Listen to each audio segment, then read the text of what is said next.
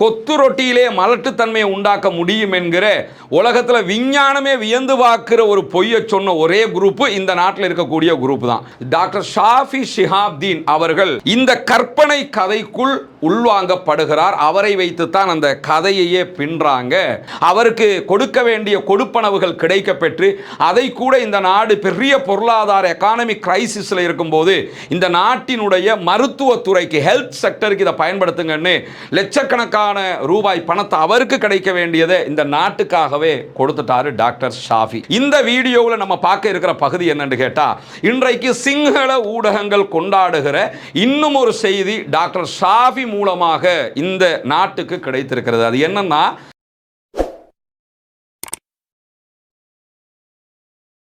அன்பிற்கினிய சகோதர சகோதரிகளே, நம் அனைவர் மீதும் ஏக இறைவனுடைய அமைதியும் கருணையும் உண்டாகட்டுமாக என்கிற உயரிய பிரார்த்தனைகளோடு ஒரு முக்கியமான இன்றைக்கு பேசுபொருளாக மாறி இருக்கக்கூடிய சம்பவம் பற்றித்தான் இந்த இடத்துல நம்ம பார்க்க இருக்கிறோம். நமக்கெல்லாம் தெரியும், ஒரு 5-6 ஆண்டுகள் பின்னாடி போய் பார்த்தோம்னா இலங்கையினுடைய நிலை என்ன, இலங்கை இஸ்லாமியர்களுடைய நிலை என்ன என்பதையெல்லாம் திங்க் பண்ணி கூட பார்க்க முடியாது. அவ்வளவு ஒரு கடினமான காலகட்டத்தை நாம் கடந்திருக்கிறோம். சொல்லப்போனால் நெருப்புல நடந்திருக்கிறோம்னு கூட சொல்லலாம். அந்த அளவுக்கு ரொம்ப கேவலப்படுத்தப்பட்ட, ரொம்ப அசிங்கப்படுத்தப்பட்ட, ரொம்ப நோவினைக்கு உள்ளாக்கப்பட்ட ஒரு சமூகம் இருக்கும்னா அது நம்ம சமூகம் தான். சாதாரணமான நோவினைகளை எல்லாம் நம்ம சந்திக்கல. உயிரோடு இருக்கக்கூடியவர்கள் பல கஷ்டங்களை சந்தித்த அதே நேரம் நம்முடைய மரணித்தவர்களுடைய ஜனாசாக்களை கூட தீயில் போட்டு எரிக்கிற அளவுக்கு நிலைமையை உச்சம் தொட்டு வைத்துக் கொண்டிருந்தது இனவாத பேர்வழிகள். இன்னும் சொல்ல போனால் பல இனவாதிகளுக்கும் ஆட்சியை தக்க வைப்பதற்கும் ஆட்சியை புதிதாக ஏற்படுத்திக் கொள்வதற்கும் கூட இந்த காலகட்டம் தேவைப்பட்டு கொண்டிருந்தது. காலப்போக்கில் அல்லாஹ்வினுடைய பேரருள் ஒரு மாபெரும் அறகலைய உருவாக்கப்பட்டது. சிங்கள பெரும்பான்மை இளைஞர்கள் தெளிவு பெற்றார்கள். நாட்டுக்குள்ள என்ன நடக்குது, நம்மளை வச்சு என்ன பண்றாங்கிறதெல்லாம் புரிஞ்சுக்கிட்டாங்க. கடைசியில் பல ஆட்சி மாற்றங்களுக்கு பிறகு ஓரளவு நிம்மதி பெருமூச்சு விடக்கூடிய அளவுக்கு நிலைமை மாறி இருக்கிறது. அந்த காலகட்டத்தை நம்ம எடுத்துக்கிட்டோம்னா அடிக்கடி ஊடகங்களில் பேசப்பட்ட பல முஸ்லீம்கள் இருந்தார்கள்.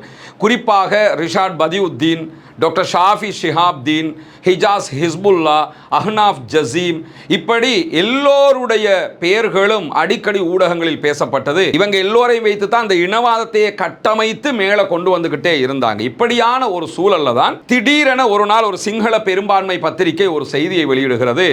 இஸ்லாமிய சமூகத்தை சார்ந்த ஒரு மருத்துவர், அவர் சிங்கள பெண்களுக்கு ஆபரேஷன் பண்றாரு. குறிப்பாக குழந்தை பேறு ஏற்படாத வகையில் அவர் அலட்டுத்தன்மையை உண்டாக்குகிற காரியங்களில் ஈடுபடுகிறார் என்று சொல்லி குருநாகல மருத்துவமனையில் கடமையாற்றிக் கொண்டிருந்த பிரபல வைத்தியர் டாக்டர் ஷாஃபி ஷிஹாப்தீன் அவர்கள் இந்த கற்பனை கதைக்குள் உள்வாங்கப்படுகிறார். அவரை வைத்துத்தான் அந்த கதையையே பின்றாங்க. உடனடியாக அடுத்தடுத்த நாட்களில் இந்த நாட்டுக்குள்ள அரசியல் ரீதியாக பயிற்றுவிக்கப்பட்ட சில தேரர்கள் பேச ஆரம்பிக்கிறார்கள். அத்துறையிலேயே ரத்னஹிமி நேரடியாக களத்துக்கு வருகிறார். அதே போன்று உதய கம்மன் பில, விமல் வீரவன்ச, ஞானசார தேரர், டாக்டர் சன்ன ஜெயசுமன என்று சொல்லி கரெக்டாக பேசி வச்ச மாதிரி எல்லோரும் வந்தாங்க. வந்து என்ன சொன்னாங்கன்னா, முஸ்லீம்கள் மலட்டுத்தன்மையை உண்டாக்குகிற வேலையை சிங்கள மக்களுக்கு மத்தியில் செய்கிறார்கள். அதில் ஆச்சரியம் என்னன்னா, டாக்டர் ஷாஃபியை பற்றி சொன்னதை தாண்டி அம்பாறையில் கலவரம் உண்டாக்கப்படும் போதே என்ன அடிப்படையை வச்சு உண்டாக்கினாங்க என்று சொன்னால், முஸ்லீம்கள் கொத்து ரொட்டியில், முஸ்லீம்கள் சமைக்கக்கூடிய கொத்து ரொட்டியை நம்ம சாப்பிட்டோம்னா மலட்டுத்தன்மை உண்டாகிரும், கொத்து ரொட்டியிலே மலட்டுத்தன்மையை உண்டாக்க முடியும் என்கிற உலகத்தில் விஞ்ஞானமே வியந்து பார்க்கிற ஒரு பொய்யை சொன்ன ஒரே குரூப்பு இந்த நாட்டில் இருக்கக்கூடிய குரூப் தான். இப்படியெல்லாம் பல கதைகளை சொல்லி சொல்லி டாக்டர் ஷாஃபியை ஒரு 100% சமுதாய துரோகியாக, நாட்டின் துரோகியாக, தேச துரோகியாக மாற்றினார்கள். இன்னும் சொல்ல போனால் கிட்டத்தட்ட 2000க்கு மேற்பட்ட பெண்கள் அவங்க போய் போலீஸ் கம்ப்ளைண்ட் கொடுக்கறாங்க. முதல் தகவல் அறிக்கை பதிவு செய்கிறார்கள். டாக்டர் ஷாஃபி எனக்கு இப்படி பண்ணாரு, அவங்களுக்கு அப்படி பண்ணாங்க, இவங்களுக்கு இப்படி பண்ணாங்க. இலங்கை வரலாற்றில் அதிகமாக பதிவு செய்யப்பட்ட முதல் தகவல் அறிக்கை டாக்டர் ஷாஃபி ஷிஹாப்தீன் அவர்களுடைய அந்த முதல் தகவல் அறிக்கை தான். ஷாஃபியை இலக்கு வைத்தார்கள். ஷாஃபியினுடைய மனைவி, ஷாஃபியினுடைய பிள்ளைகள், ஷாஃபியினுடைய குடும்பம் என்பதையெல்லாம் தாண்டி இந்த முழு சமூகமுமே ஒவ்வொரு இஸ்லாமியர்களும் ஷாஃபியாக பார்க்கப்பட்டார்கள். இஸ்லாமியர்கள் என்றாலே சந்தேக கண்ணோடு பார்க்கப்படுகிற நிலையெல்லாம் உருவாகி இருந்தது.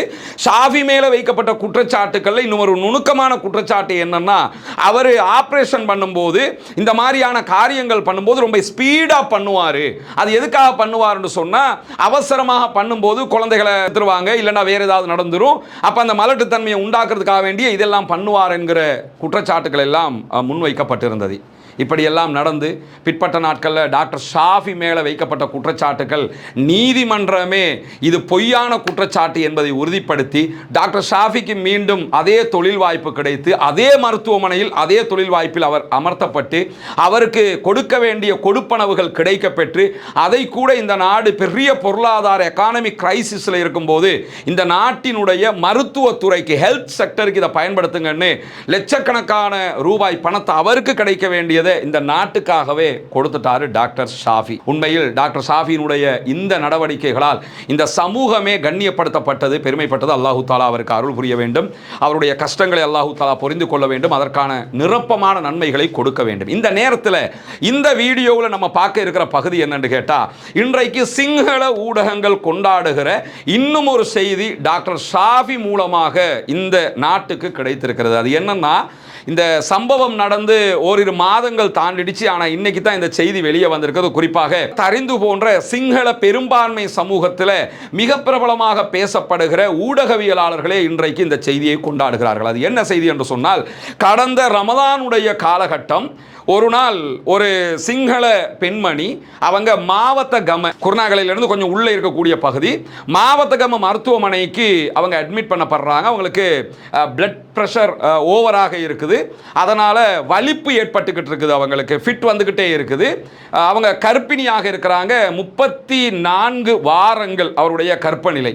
இப்படி இருக்கிற போது மாவத்தகம மருத்துவமனையில் அவங்கள செக் பண்ணிட்டு உடனே என்ன பண்ணுறாங்கன்னா, அங்கேருந்து ஆம்புலன்ஸ் மூலமாக குருநாகல ஜெனரல் ஹாஸ்பிட்டலுக்கு அனுப்பி வைக்கிறாங்க.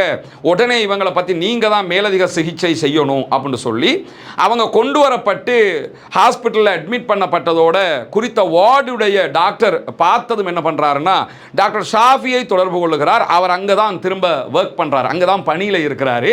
எந்த ஷாஃபிக்கு எந்த குற்றச்சாட்டு வைக்கப்பட்டதோ அதே ஷாஃபி இடத்தில் இதே போன்ற ஒரு கேஸ் வருகிறது.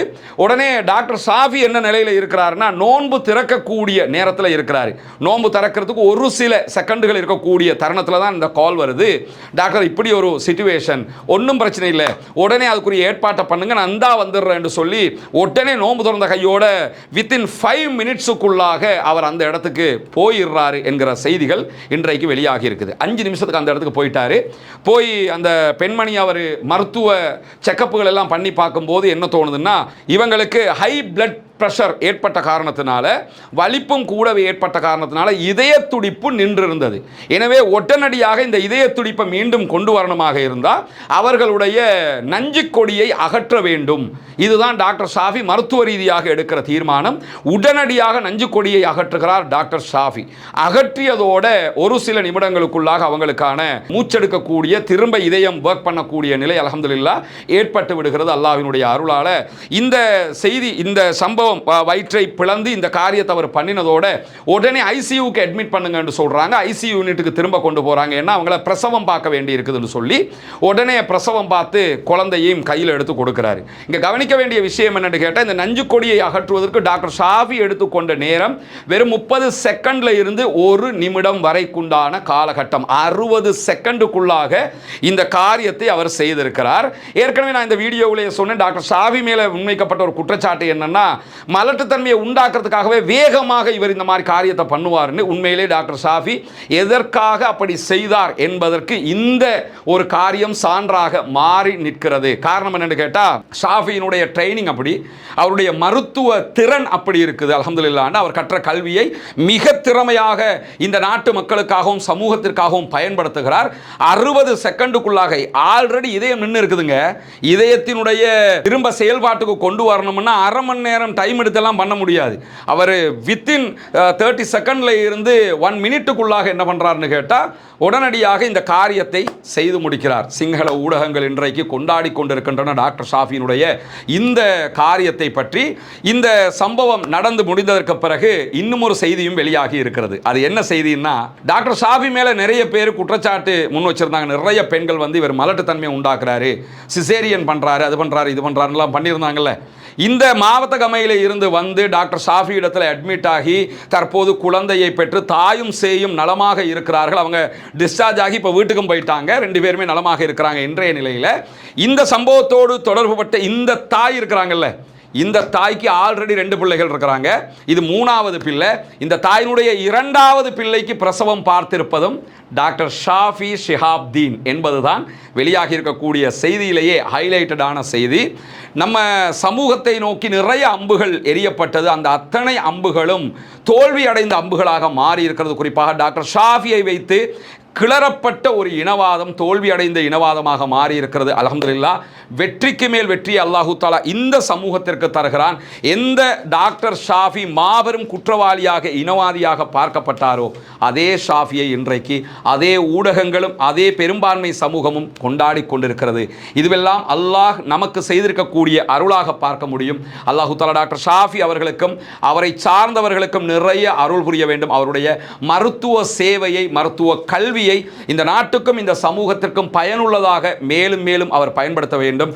அவருக்கு அல்லாஹு தஆலா நீண்ட ஆயுளை கொடுக்க வேண்டும் என்கிற உயரிய பிரார்த்தனையோடு முடித்துக் கொள்கிறேன். வாஹிர் தஅவானா அல்ஹம்துலில்லாஹி ரப்பில் ஆலமீன்.